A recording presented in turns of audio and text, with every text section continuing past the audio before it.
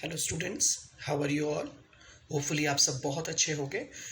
आज हम capital gain को और आगे कंटिन्यू करेंगे। जैसे कि पिछली क्लासेस तक पिछले जो भी पार्ट मैंने डिस्कस किए उसमें मैंने कैपिटल गेन के कुछ ना कुछ पार्ट्स को कवर किया।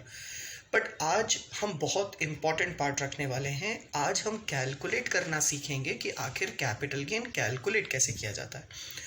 अगर हम एक रफ आइडिया की तरह बात करें तो अभी तक मैंने आपको बताया था कि जब भी आप किसी कैपिटल एसेट को ट्रांसफ़र करते हो और ट्रांसफ़र करने पर आपको गेन होता है तब फिर आपको कैपिटल गेन टैक्स देना पड़ता है। आइदर वो लॉन्ग टर्म कैपिटल गेन हो या शॉर्ट टर्म कैपिटल गेन हो। और मैंने आपको टैक्स रेट के बारे में भी बताया था। आज हम गेन कैसे कैलकुलेट करते हैं उसके बारे में डिस्कशन करते हैं। तो आइए स्टार्ट करते हैं हाउ टू कैलकुलेट गेन। आपकी स्क्रीन पर जो दे रखा है वो है pro forma for computation of income under the head capital gain. आखिर ये कैसे कैलकुलेट किया जाता है इसके बारे में डिस्कशन करते हैं। सबसे पहले देखिए तो दे रखा है फुल वैल्यू ऑफ कंसिडरेशन। जब मैं फुल वैल्यू ऑफ कंसिडरेशन की बात करता हूँ तो इसको मैं कह सकता हूँ सेल कंसिडरेशन। यानी कि अगर आपके पास कोई कैपिटल एसेट है, आपने उस कैपिटल एसेट को बेचा है, तो जिस प्राइस पे बेचा है वो प्राइस आप उठा करके यहाँ पे मेंशन करोगे। उसके बाद इस प्राइस में से आप लेस करोगे। क्या लेस करोगे? Expenditure incurred Holi and exclusively in connection with such transfer. अब हो सकता है कि आपने उसको बेचने के लिए कुछ खर्चा किया हो, जैसे कि फॉर एग्जांपल आपने एक एजेंट को हायर किया और उससे कहा कि अगर आप मेरे लिए ये चीज़ बिकवा दोगे तब हम आपको 2% की कमीशन देंगे या 1% की कमीशन देंगे। तो जो कुछ भी आपने इसके ऊपर खर्च किया, फॉर एग्जांपल आपने नोटिफिकेशन डाल दिया था न्यूज़पेपर में, तो न्यूज़पेपर की जो ऐड का खर्चा था वो भी इनकर्ड इसी के लिए किया गया था। तो वो सारे खर्चे आप यहाँ से लेस कर लोगे। तो उसको लेस करने के बाद जो वैल्यू आपको मिलेगी वो होगी नेट सेल कंसिडरेशन। उसको हम लोग नाम देंगे नेट सेल कंसिडरेशन का। इसके बाद जब नेट सेल कंसिडरेशन हमें मिल जाएगी उसमें से हम सब्ट्रैक्ट करेंगे कॉस्ट ऑफ एक्विजिशन और कॉस्ट ऑफ इंप्रूवमेंट। अब ये कॉस्ट ऑफ एक्विजिशन और कॉस्ट ऑफ इंप्रूवमेंट क्या मतलब होता है?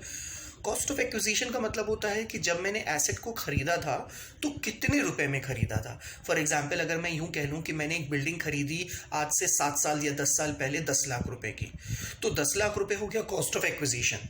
वो बिल्डिंग जो थी वो थी 2 फ्लोर की। मैंने सोचा कि चलो यार मेरी फैमिली बड़ी हो रही है, मैंने 1 फ्लोर और बनवा दिया, या मुझे लगा कि मेरे पास ठीक ठाक फंड्स हैं, अपनी प्रॉपर्टी को और बढ़ा कर देते हैं, हमने एक 3rd फ्लोर और बनवा लिया, तो उसको बोलेंगे कॉस्ट ऑफ इंप्रूवमेंट। मैंने उसके अंदर कुछ और भी कैपिटल एक्सपेंडिचर खर्च करके उसकी कैपेसिटी को बढ़ा लिया, तो वो हो जाएगा कॉस्ट ऑफ इंप्रूवमेंट। तो अगर ऐसा कोई भी खर्चा आपने किया है, चाहे वो cost of acquisition, but obviously चीज़ें आपने खरीदा होगा तो पे किया होगा, और अगर कोई इंप्रूवमेंट का खर्चा किया है तो वो भी आप सब्ट्रैक्ट कर दोगे। सब्ट्रैक्ट करते ही जो आपको वैल्यू मिलेगी वो होगी शॉर्ट टर्म कैपिटल गेन। यानी कि इसको हम लोग नाम देंगे शॉर्ट टर्म कैपिटल गेन। याद रखिएगा, देखिए जब हम शॉर्ट टर्म कैपिटल गेन की बात करते हैं तब हम बात करते हैं ऐसे एसेट की जिसकी होल्डिंग पीरियड 12 मंथ से कम हो, 24 मंथ से कम हो, या 36 मंथ से कम हो। और आप सब लोगों को पता है कि 12 मंथ्स, 24 मंथ्स और 36 मंथ में कौन कौन से एसेट आते हैं। अगर आपको ये बात नहीं पता है तो मैं आपसे सजेस्ट करूंगा कि हमारे प्रीवियस जो भी पार्ट्स हैं आप प्लीज़ उसको एक बार अच्छे से देखें। मोस्टली जो जस्ट पहले वाला पार्ट है उसको आप ज़रूर देखिए, जिसमें मैंने आपको क्लियर किया है कि लॉन्ग टर्म और शॉर्ट टर्म के बीच में क्या डिफरेंस है। तो यहाँ पे जो मैं मेथड बता रहा हूँ वो स्पेसिफिकली शॉर्ट टर्म के लिए बता रहा हूँ कि शॉर्ट टर्म कैपिटल गेन आप कैसे कैलकुलेट करोगे। तो मुझे लगता है बात बहुत सिंपल हो गई है कि जितने प्राइस पे आपने बेचा, मैं एक एग्जाम्पल ले रहा हूँ, मान लेते हैं मैंने अपनी बिल्डिंग को बेचा है 20 लाख रुपए में, तो यहाँ पर मैं सबसे पहले 20 लाख रुपये लिखूंगा। दूसरी तरफ फिर इसके बाद मैंने 20 लाख कहाँ लिखे? यहाँ पे मैंने 20 लाख लिख दिए।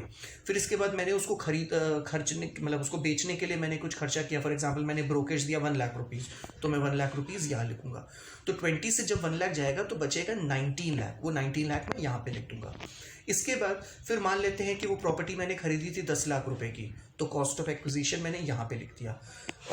जो मैंने एग्जाम्पल लिया था, मैंने कहा था कि पिछले 7 साल या 10 साल पहले का है, मैं उसको घटा करके अब मैं कर दे रहा हूँ मान लेते हैं 1 साल, क्योंकि आपको याद होगा कि लैंड एंड बिल्डिंग के लिए 24 मंथ्स की कंडीशन है।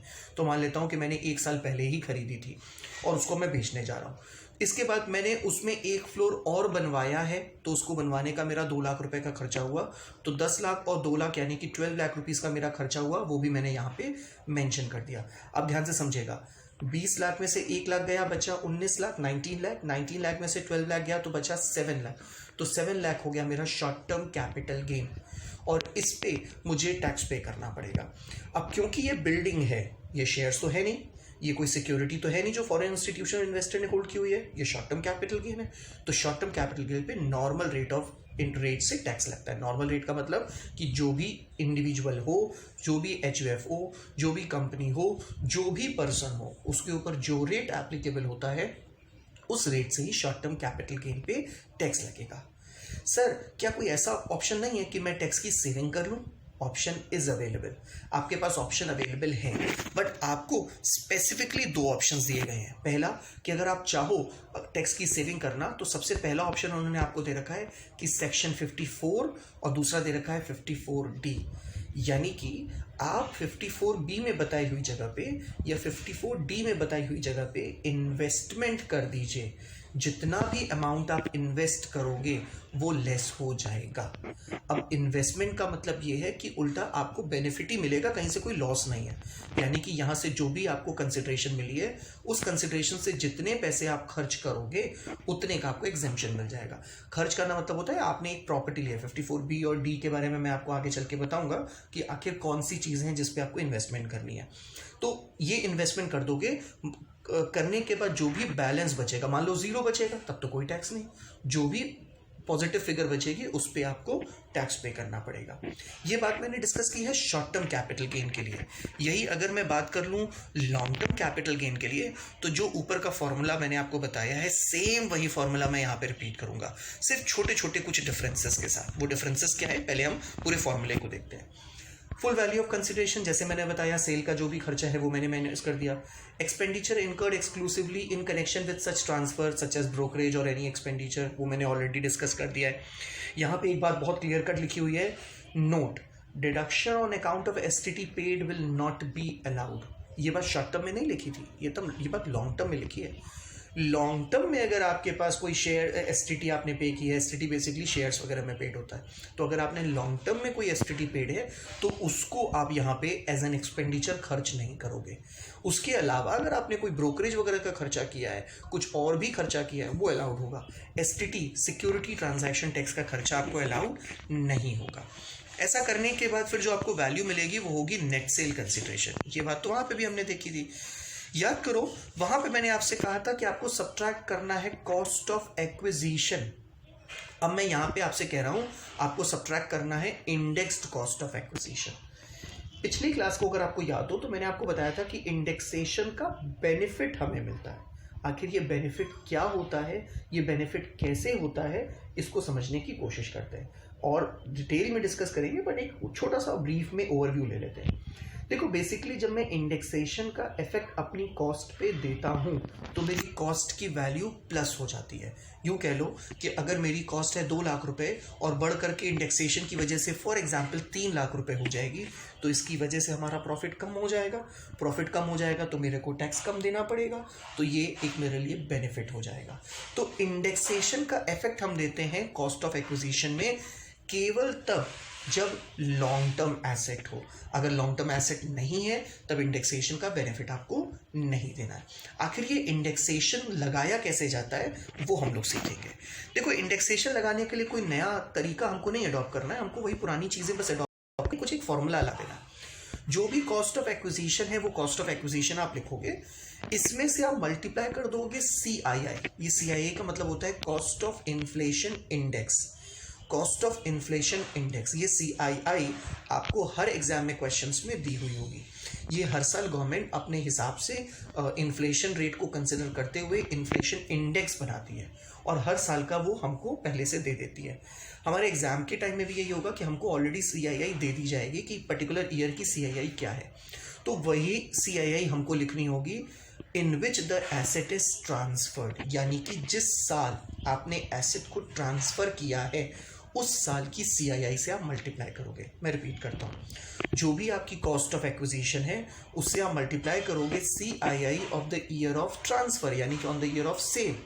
अगर आपने 2020 में सेल किया है तो 2020 की जो भी CII होगी वो मेंशन कर दोगे, प्लस डिवाइड कर दोगे CII for the year in which asset was first held by the SSC with effect from 2001 और 2, विच एवर इज लेटर। मतलब क्या है इसका, मान लेते हैं कि हमने एसेट खरीदी है 2013 में, तो 2013 लेंगे। मैंने एसेट खरीदी है 2010 में, तो हम 2010 लेंगे। मैंने एसेट खरीदी है 2001 में, हम 2001 लेंगे। लेकिन अगर मैंने एसेट 2001 से पहले यानी कि मान लेते हैं 1999 में लिए, तो whichever is later, 2001 is the later one, जो सबसे आखिरी में आएगा, तो 2001 को ही हम कंसिडर करेंगे।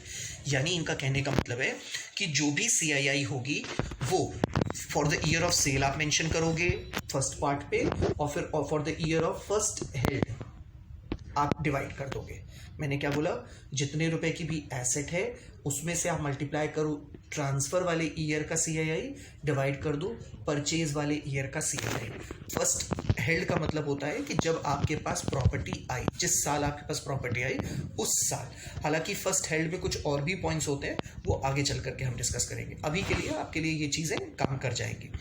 इसके बाद सेम यही तरीका हम लोग अडॉप्ट करेंगे कॉस्ट ऑफ इसका इम्प्रूवमेंट में भी। इसमें भी हम लोग इंडेक्स्ड कॉस्ट ऑफ इम्प्रूवमेंट लगाएंगे। जैसे हम लोगों ने कॉस्ट ऑफ एक्विजिशन में लगाया था, बिल्कुल वैसे ही हम लोग इसमें भी इंडेक्स्ड कॉस्ट ऑफ इम्प्रूवमेंट लगाएंगे। अब इसमें लगाने का फॉर्मूला भी बिल्कुल वही होगा, जो भी इम्प्रूवमेंट का खर्चा है वो multiply by CII of the year of the asset was transferred, जिस साल आपने एसेट को ट्रांसफर किया है उस साल की CII, डिवाइडेड बाय जिस साल आपने इम्प्रूवमेंट करवाया है उस साल की CII।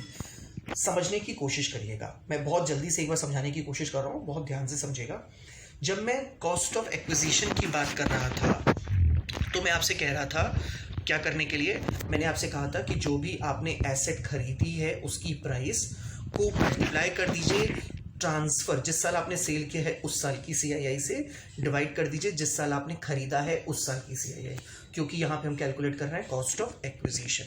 सेम इसी तरीके से जब मैं बात कर रहा हूँ कॉस्ट ऑफ इम्प्रूवमेंट की, तो मैं आपसे कह रहा हूँ कि जो भी आपने इम्प्रूवमेंट का खर्चा कराया है उसको मल्टीप्लाई कर दीजिए जिस साल आपने एसेट को ट्रांसफर की है, डिवाइड कर दीजिए जिस साल आपने इम्प्रूवमेंट करवाया है। आपको बात समझ में आ गई होगी। जो भी वैल्यू आ रही है आपको कॉस्ट ऑफ एक्विजिशन और कॉस्ट ऑफ इम्प्रूवमेंट की वैल्यू लिखिए। लिखने के बाद जो बैलेंसिंग फिगर आएगा वो होगा लॉन्ग टर्म कैपिटल गेन, वो होगा लॉन्ग टर्म कैपिटल गेन। यानी कि इंडेक्सेशन का इफेक्ट केवल लॉन्ग टर्म के केस में आप करोगे। अब लॉन्ग टर्म कैसे पहचानेंगे, वही जिसकी होल्डिंग 12 मंथ से ज़्यादा, 24 मंथ से ज़्यादा या 36 मंथ से ज़्यादा होगी। होपफुली आपको बातें समझ में आ रही होगी। जैसे मैंने आपको शॉर्ट टर्म में बताया था कि अगर आपको बेनिफिट चाहिए, आप टैक्स नहीं पे करना चाहते हो, तो आपको सेक्शन 54B और 54D इन दोनों में आपको ऑप्शंस दिए गए थे कि आप ऐसी जो डिस्क्राइब्ड है 54B और D में, ऐसी जगहों पे अगर आप इन्वेस्टमेंट करोगे तो जितना आप इन्वेस्ट करोगे उतना लेस हो जाएगा। बिल्कुल वैसे ही यहाँ पे मैं आपसे कह रहा हूँ section 54, 54B, 54D, 54EC, 54EE, 54F, ये सारी चीज़ें हम लोग एक एक करके डिस्कस करेंगे आगे वाले पार्ट में। इनमें से किसी में भी अगर आपने इन्वेस्टमेंट की है तो इन्वेस्टमेंट में जितनी भी वैल्यू होगी वो आप यहाँ पे मेंशन कर दोगे। मेंशन करने के बाद जो भी बैलेंसिंग फिगर आएगा वो हो जाएगा long term capital gain. For example आपका गेन आ रहा था 10 लाख, आपने 10 लाख पूरे के पूरे इन्वेस्ट कर दिए, तो आपका लॉन्ग टर्म कैपिटल गेन हो जाएगा 0, आपकी टैक्स लायबिलिटी हो जाएगी 0। लेकिन अगर मान लो गेन आ रहा था 10 लाख, आपने इन्वेस्ट किए 9 लाख रुपीज़, तो 1 लाख रुपए का जो बैलेंस बच रहा था उस बैलेंस के ऊपर आपको टैक्स पे करना पड़ेगा लॉन्ग टर्म के रेट से। लॉन्ग टर्म का रेट क्या था, 10% अगर आप इंडेक्सेशन का बेनिफिट नहीं लेते हो, 20% अगर आप इंडेक्सेशन का बेनिफिट लेते हो। यही जब मैं शॉर्ट टर्म में डिस्कस कर रहा था तो क्या टैक्स रेट था, 15% था equity shares, equity oriented funds या यूनिट्स ऑफ बिजनेस ट्रस्ट, और दूसरा या तो नॉर्मल रेट ऑफ रिटर्न, जो भी नॉर्मल रेट आपका है उसी में, not return, normal rate of tax जो भी होगा उसके बेसिस पे आप टैक्स करोगे। होपफुली आपको यहाँ तक की बातें समझ में आ गई होंगी।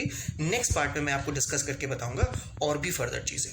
Thank you for this day, have a nice day.